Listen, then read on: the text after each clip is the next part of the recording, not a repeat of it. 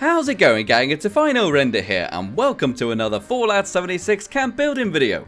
I hope you guys are excited, for in just 3 days time, the Fallout 76 Wastelanders expansion is finally landing. The very much delayed and very much anticipated expansion, which adds human voiced NPCs and a brand new quest to 76 is finally dropping. And we're going to build the most advanced camp we have ever built, ready for using inside this Wastelanders expansion in this video.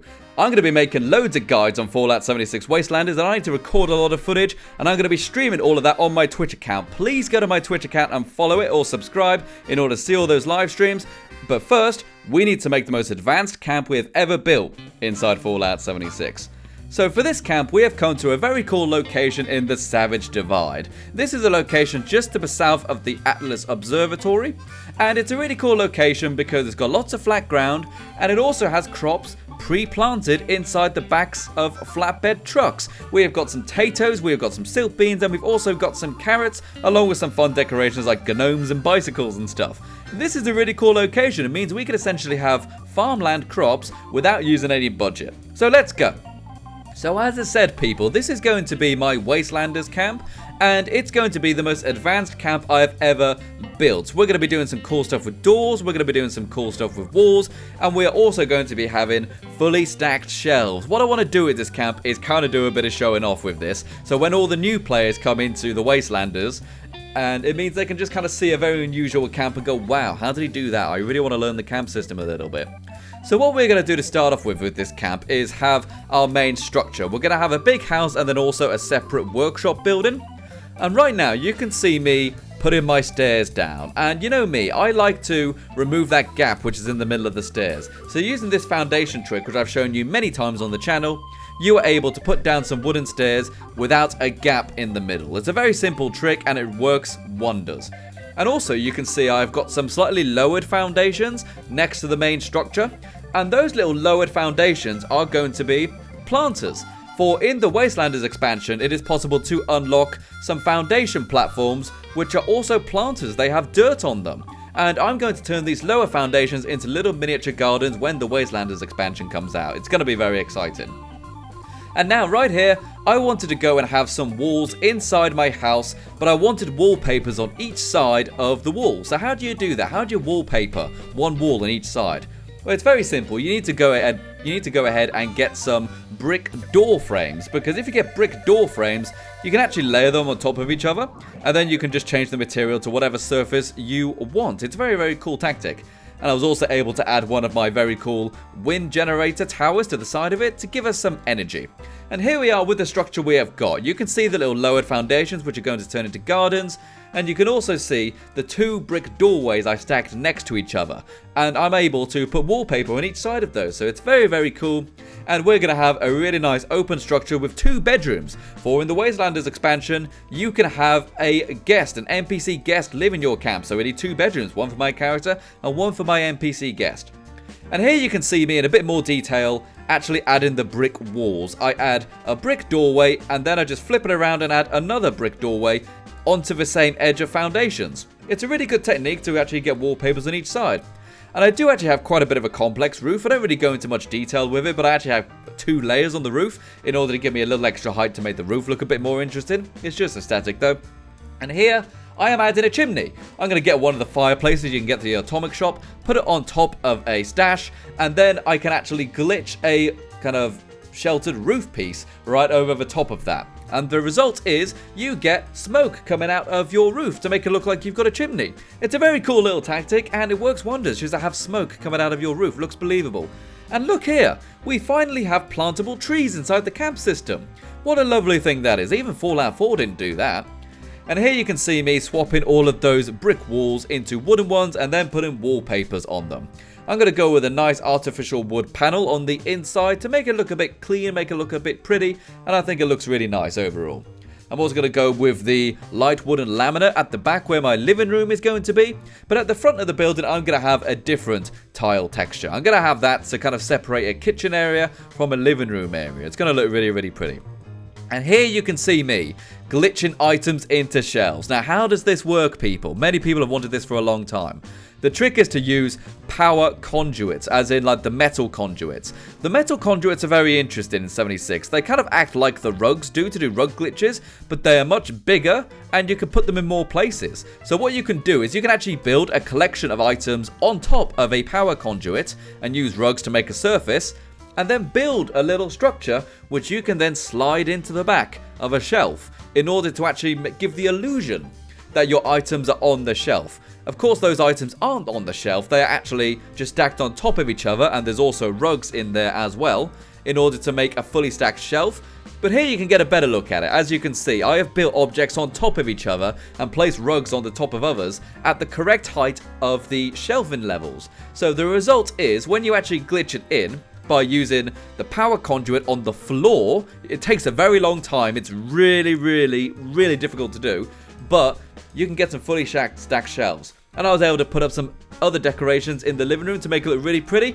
And here we go. We got a lovely kitchen here, which actually looks really nice. We have got some really cool things, like we've got all of our kitchen utensils on a display shelf. No tricks there. We have got a cooking pot onto my stove to make it look a bit more lifelike. And here we can get a look at one of the shelves. We've got stash boxes, radios, lamps. We've got potted plants, and we've got little plushies all on the shelf. It looks beautiful. And for the actual walls, we've just kind of gone for like a nice simple aesthetic, just lots of nice wall decorations. Looks really pretty. Got a big old hunking thing on the floor there. We got our lovely Sloppy boy.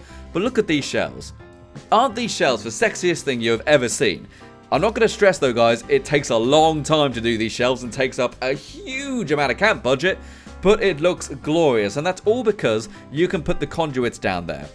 Now, I must admit, I saw that in a video by a bloke called Decoy's Dungeon. I highly recommend you go and subscribe to him. He does do lots of videos showing you how to do cool tricks just like that, and that's where I got it from. So, Decoy's Dungeon, thank you very much, buddy.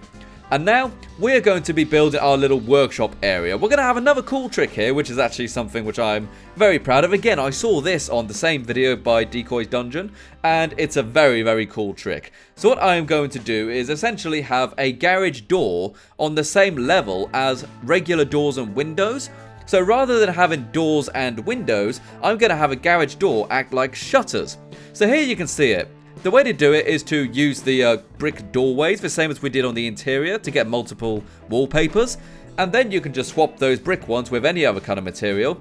And you can place a garage door on the same foundation as those walls. So the result is that rather than having a door and windows, we have a garage door shutter. It just looks a bit different. It makes players double take and go, hey, how did he do that? Now here's a very cool trick I came up with. Again, it's to do with conduits, but I think it's really cool. I always struggle with getting power to multiple buildings because it means I've got to have cables everywhere or lots of generators. So what I'm going to do instead is actually put one of these tiny generators onto a power conduit. Again, power conduits are weird. They also float in the air, which is very cool. And then with that generator placed on top of the power conduit, I can attach it to a conduit which is on the ceiling. So it means I can have my power generator in the roof rather than on the floor, so it saves space and also just looks very cool. It's such a nice thing to do because it means you just have more space to put decorations, and it also looks practical as well. And I can actually go and rig up a three-way switch onto there, so it means I can actually open and close the garage door from both sides, and also have power conduits running along the ceiling. But the finished result is we have a switch which acts like the door. It's just an unusual thing. Obviously, it doesn't have any extra benefits to using a regular door, but it just looks cool, and that's what Camp Build's about. It's about doing something that makes players go, wow. And with these kind of ceiling conduits up, I can attach some lights to them. It looks really good. I've always enjoyed attaching ceiling lights to those conduits. Makes it look a bit more interesting. And then we're going to build a workshop area. With the exception of the door and of course the generator on the roof, there's no real tricks in here. It's just a very basic workshop area, but it looks really pretty. We've got all the actual workshop stations in here with the exception of the cooking station, which is in the main house. And overall, it just feels like a very believable workshop. We've got simple wall decorations, and we've got a nice amount of walk-in space, along with some nice little touches, like I have got a wrench on the wall in one of the weapons display to make it look like a tool shelf. Very simple thing, but it works really well, and we've got all the actual workstations we need in order to beat the Wastelanders expansion. So here we go with the workshop fully done. we've got a really nice array of decorations in here, along with all the workshops we need. The rugs kind of give it a bit of a more clean look, and it also means we're able to fully beat the game, and also allow other players to come into our workshop and use all of the equipment. I haven't locked any of the doors, and it looks great. The generator on the roof is such a nice idea. It looks clean, and it's a really nice way to get power to your rooms without actually having a generator in there somewhere. And also, those small generators, which you can get in the atomic shop, are also silent. And of course, I do have the 2-way or 3-way switch system, as you can see, so I can shut the door from both sides and still let myself out. It's a pretty simple thing to do, really. You just need to have one of the switches off at the same time and connect them to each other. I'm sure there are other videos on YouTube showing you how to do that, but with enough messing around, I'm sure you can work it out for yourself as well. But overall, the workshop is really, really good. But as I said, people, we actually are going to have bedrooms in this place, but we're going to save that for when the Wastelanders expansion is out. Here we are with our camp finished. We have got a lovely main building to live in with some cool decorations, a little bit of extra farm plots in there, also some water so we can actually make adhesive and stuff like that. And also just the whole nice thing about this camp is that it's got so many tricks in here that are very unusual, which I really, really love. But as I said, we have 2 blank bedrooms here, so when the Wastelanders expansion comes out, we can have another video decorating the bedrooms for some of the companions that can live inside our base, which we've been reading about on all the articles for so long, kind of hyping us up for Wastelanders. So this has been a really cool build, people. I'm really, really proud of this one. And again, thanks to people like Decoy's Dungeon for making some videos showing some unusual camp tricks. I'm always looking for new tricks, so go ahead and send them to me if you find any.